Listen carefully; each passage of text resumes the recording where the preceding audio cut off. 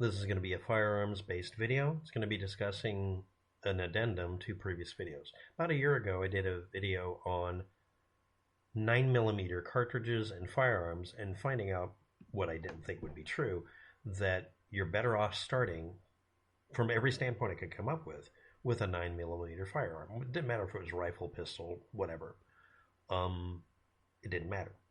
It didn't matter if it's an auto-reloading, magazine-fed pistol or break action. Doesn't matter, because it was cheaper in every way, shape, or form to buy the ammo, reload the ammo, customize it, accurize it, find spare parts, find add-ons and toys for the firearms themselves, getting them repaired, just everything.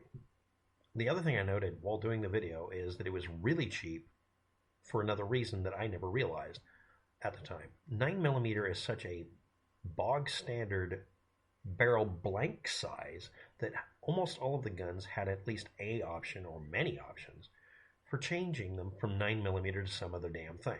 I mean, it gets pretty crazy when you look at some of the guns. And the only thing better than this, or neck and neck, was 12 gauge shotguns for versatility. That says something, because 12 gauge is like you can start off with a hunk of water pipe and make a gun, all the way to spending really very little on eBay for everything. You can hand make the reloading kits. And as of now, I found hand loading reloading kits, handmade, homemade DIY reloading kits for 9mm are getting very popular because people will load up the same 15 cartridges until they don't work. Being a cheap bastard and a DIYer, this appealed to me. Changed my opinion on 9mm. But that last part about them being able to change the barrels out was ludicrous at the time. Now it's absolutely gone to plaid. You can get a 9mm based like Glock and put crazy types of barrels in it. The only thing you'll have to change, you have to change out other things in some cases, but for some of the guns, the only thing you change is the barrel. Now I'm going to bring up another one I brought up. The Thompson Center handgun, or firearm. It was designed to take 12 gauge all the way down to 17 caliber rim fire. No joke, you can put anything in it you want to. And you can get a variation of it that was a rifle or carbine type. So that you could really test things. I wanted to emphasize that in the video.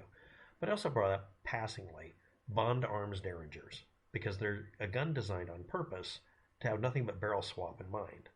That was what their goal was. You'd buy the lower receiver ones, and you could buy at the time in most states, and still most states, California, you can still just buy a barrel for $100, $150 for something else, put it in, and it would fire immediately and be safe.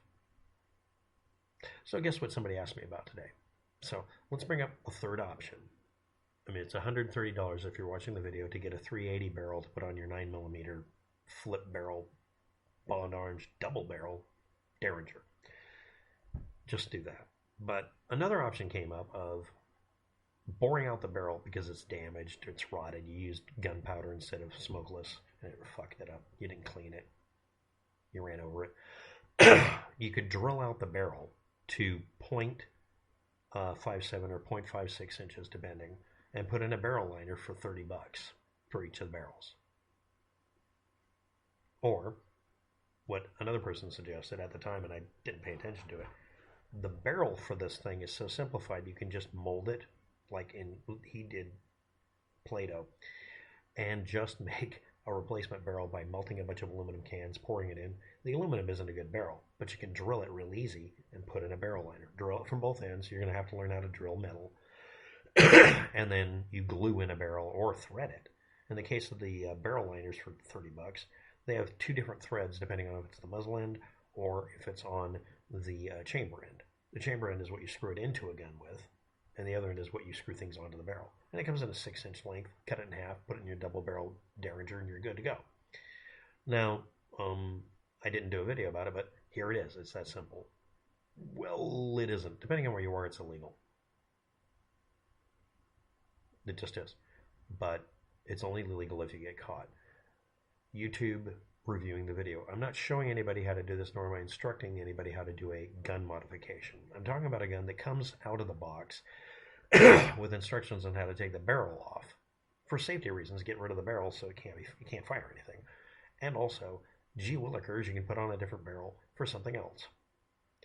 And I had someone ask me about putting a 380 ACP cartridge that's too small for the chamber for 9mm.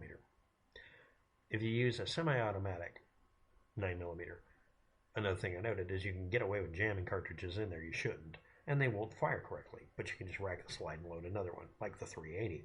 The reason for that is it grabs the rim and holds it against the bolt face or breech face of your gun. Now here's the problem with 380.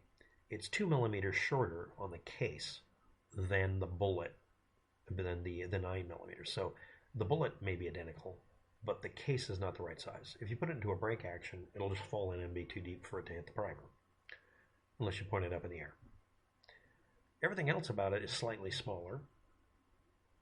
It will bulge the case, so you can't reload it. That's a sin.